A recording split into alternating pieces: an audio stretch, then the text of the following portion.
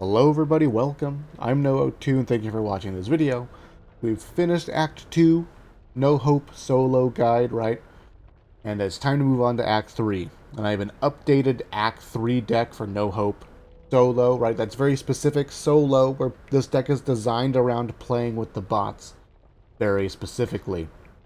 Please check the timestamps. I will be talking about this deck in this specific order. The playstyle, the general idea of what we're trying to accomplish with this deck and why it looks like how it does. Then I'm going to be talking about Hazard Pay specifically, why I think it's still one of the strongest choices for Copper card. Then we'll talk about the grenade setup, Pinata to improvise explosives. Then the speed run element of it, run and gun to rhythmic breathing. And then an optional card at the end with some additional choices, right? Some swap out cards that you can maybe cater to your particular playstyle, or just so you understand that if you're having particular struggles on certain parts of Act 3 campaign, there's some different options that you can take that might ease your suffering one way or the other. We'll talk about fresh bandage at the end. So, the general playstyle of this deck. I call it the speed deck. And even though we have the tools here to open up the safe room door and just go and have success doing that, literally speedrunning the map, I usually don't recommend you do that. I recommend that you play for as long as you can normally. The reason why we have so many speed cards, it's actually three reasons. The two simple reasons, T5 and body dump. T5 pretty much guarantee you that the bots will be dead at some point in that mission. There might be a deck list and a particular playstyle that will allow us to maybe slow roll our way through T5 and keep the bots alive for a relatively long time. But I haven't tested it and I haven't figured that out. I found that this deck works, this deck is consistent. But the other issue that we're going to face is body dump. Body dump is the largest finale arena in the game, and it requires you to run from one side to pop a node, and the other side to pop another node, and then you gotta go all the way back there and pop another node, and then you have to destroy an ogre. And all that while, you got an infinite horde chasing you around, so again, having all of these speedrun cards is necessary for beating T5 and the body dump. The third reason why we have all these speed cards, and why I'm considering this sort of like a more speedy deck, is that being out in the open with the bots is sort of an issue when it comes to dealing with the mutations. Now really, there's no amount of like damage cards that we can sneak in that will allow us to deal with mutations in a consistent fashion to preserve the bot's health. Because over time on these long missions further afield, blazing trails, cabins by the lake where you're potentially out in the open a lot of the times, or at least for parts of those maps, the bots will just get smashed in the face by tall boys. They won't dodge hawker shots or stinger shots. Typically open area counters mutations, but not for the bots. So I tend to find that over these long missions that are out in the open most of the time, the bots just end up getting wrecked if you play too slowly. And when those bots end up going down, we reserve the right to just speed clutch it. And having all these cards that allow us to speedrun will be critical to our success. So halfway through further afield, if you need to, you can speedy zoom and you'll be just fine. Same thing for all the other missions potentially. We have a very strong speed clutch potential here. But also primarily we have the ability to basically solo run T5 and body dump. So regardless of what ends up happening to the bot. So the speedrun card ends up adding a lot of consistency. But we don't necessarily want to always just be speedrunning, because we still want to loot, we still want to look for gear, we still want to pick up the extra copper that we can. Granted, we're not running a bunch of scavenger cards here, so the maps will be pretty scarce on loot in general. But you still want to pick up that extra copper. We also still want to try and find basic cards. We want extra stamina, extra health, and potentially extra fortune cards, right? Those basic cards are really good, as well as extra opportunities to purchase more cards and things like that. So still consider playing normally. And so we're sort of a hybrid blend here, where we can still play normally, still rely on our grenades, but if we need to speed clutch, we can. So let's get into the cards itself. Hazard Pay. Why Hazard Pay? The bots give us their copper now, which is great. But if you're not getting the secondary objective, and if the bots aren't surviving to the end, the bots actually don't really give you that much copper. Even if you're picking up a couple of piles here and there, it's really not that much. So another reason why we should loot the maps a little bit, because every pile of copper we pick up is multiplied by 4. So every 25 pile of copper we pick up is actually 100. Kind of cool. But it's important to note here, why hazard pay? I will say that some people prefer to run Bounty Hunter over hazard pay, and I think that's fine. I think that's totally fine, but I love hazard pay for the consistency. For me, potentially sacrificing that consistency for an extra 50 copper doesn't feel quite worth it for me. Though, I think in no hope mode, Bounty Hunter is probably fairly consistent. Money Grubbers. Money Grubbers is a feast or famine card in no hope mode. It's guaranteed to not trigger enough times in no hope mode, unless you have Cost of Avarice, right? But if we have Cost of Avarice, keep in mind that everything is being multiplied by 4 when we pick it up, right? When we pick it up, it's 25, and there's 4 of us, so it's 100, right? So really, you're either getting nothing out of Money Grubbers, or you get to a mission where you're already getting a crap ton of copper, and then Money Grubbers will give us an extra 400, extra 500, right? If we're getting all the piles, right? If we're getting every single pile. It just seems like the cherry on top, really, right? Cost of Avarice plus the bots giving us money is more than enough. Having Money Grubbers and suffering on all these other missions just so that we can RNG our way into an extra 400, 500 copper, maybe, just doesn't seem worth it, right? And if you're only getting Cost of Avarice, or in order for Money Grubbers to beat hazard pay over the course of a campaign, you will need to get Cost of Avarice every 3 missions for the most part. Like every 3 missions, you'll need to get Cost of Avarice so that Money Grubbers can, for the most part, keep up with hazard pay, because every 2 missions, hazard pay is giving us an extra 500. Chances are you're not going to get Cost of Avarice that consistently. And then lastly, Share the Wealth. Share the Wealth does not trigger properly with the bots still. That extra 300 copper that's supposed to go to the bots, it doesn't exist. It's not there. I don't know where it goes. It Houdini's away, but it's not there. Thus, Share the Wealth is simply a plus 100 copper per mission. Not worth it. Hazard pay, still king. Love it. Though I will say Bounty Hunter, that's fine too. Next, we got our grenade setup. Typical stuff here. Pinata, best card in the game right now. I won't be surprised if they nerf it in the future, but for the time being, best card in the game. If you don't know the style, right, for the most part, you're throwing grenades when you need to, right?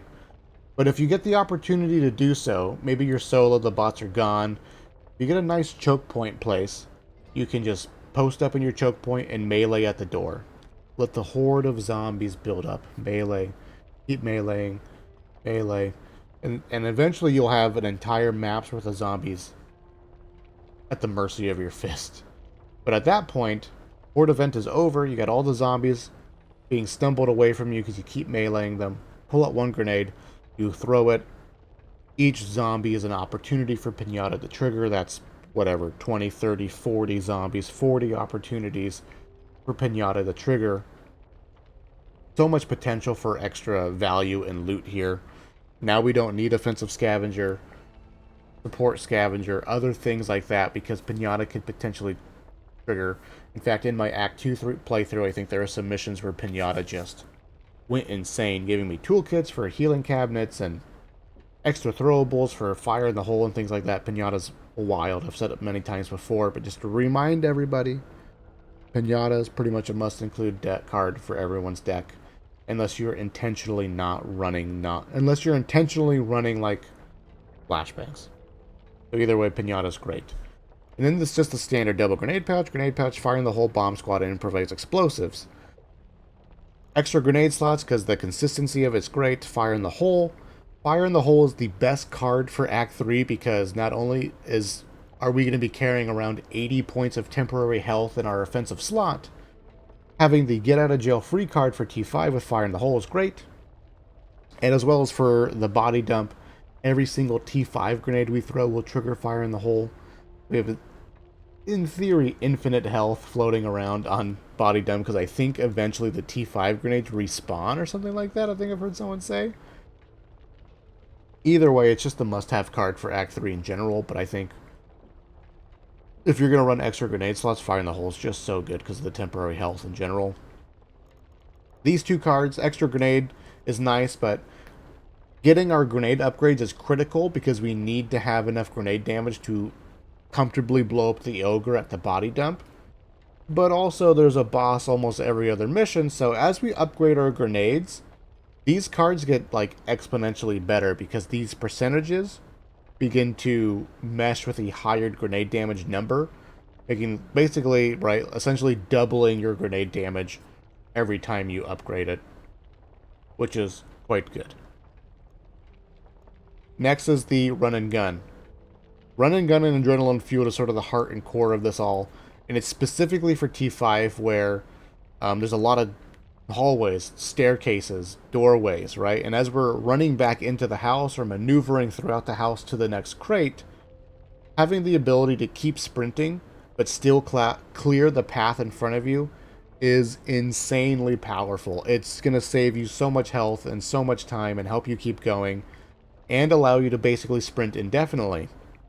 And this is what's going to allow us to essentially run from point A to point. This is going to allow us to run from safe room to safe room if we need to. You can literally open up the door and further afield, and just with a shotgun, one tap a zombie here, one tap a zombie here, and as you're just sprinting along, you're just tapping zombies out, and you have seemingly infinite stamina, and you can keep running. It's super strong, but for T5, it's amazing. Then we just couple it with some good cards here. Superior Cardio, Olympic Sprinter, right for the efficiency here, and then just sprint speed with dash, sprint speed here. No mad dash. The minus 40% sprint efficiency is really, really painful. And because we no longer get the mandatory PT cards from the bots, we're missing 30 stamina and 30 stamina regen that we're used to having from before in previous patches. And so I find it's actually better to try and just replace that missing stamina here with rhythmic breathing. And we just sort of just take advantage of the fact that we have no negative stamina efficiency, and we just have 50% stamina efficiency. So essentially our health bar is our stamina bar is an extra 50% longer than it is, which is going to give adrenaline fueled plenty of time to build up and then actually sustain us. And with this much sprint efficiency, once you hit like just about max stacks with adrenaline fueled, your stamina bar will actually like go up as you're sprinting.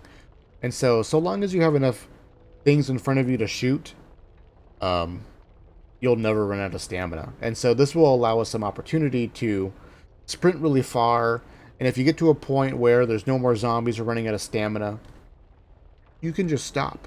Loot the area that you're in, maybe the bots will teleport to you, reevaluate, restabilize, regenerate your stamina, and then you can keep going again.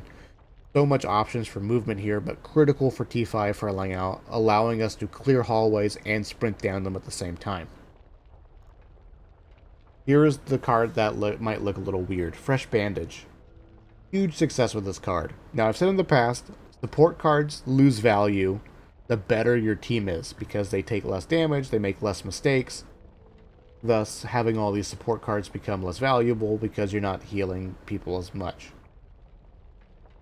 But I've been finding that Fresh Bandage is really, really nice in no hope mode, because any little mistake you make is going to cost some amount of trauma. And over the course of many missions, at some point, eventually you're going to want to use a healing cabinet unless you're just God tier and never taking any damage at all. But if you're playing rather well and taking a little bit of damage here or there, Fresh Bandage will pretty much cover all of it. And I've found, at least in my playstyle and my skill level, having Fresh Bandage has almost guaranteed that I will never need a medicine cabinet for the entire run. And so for me, going from having or needing 1 to 3 medicine cabinets per run to almost 0, that's like an 800, 1200 copper gain over the course of a mission in theory. So having this pressure taken off of not needing to heal the cabinet, very, very nice, especially with the inconsistencies of it all. And I found over the time that is in theory saving us money. Now, for some of you though, health may not be an issue. If health is not an issue for you, but you like the idea of how like this card might be healing, like might be saving us copper over time.